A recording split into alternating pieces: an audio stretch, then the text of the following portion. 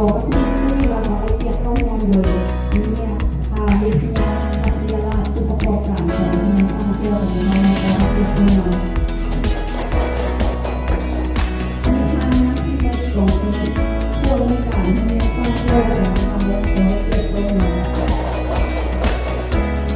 มีหัวหน้าฝ่ายทั้งมีหัวหน้าโครงการและการหัวหน้าฝ่ายนำตกทั้งสามฝ่ายก็ไปเก็บข้อมูล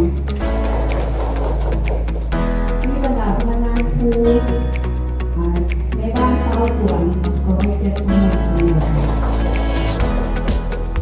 เดี๋ยวเราจะได้ส่งประชุมของพวกเราในมีความหมายความสำคัญคือเราเข้า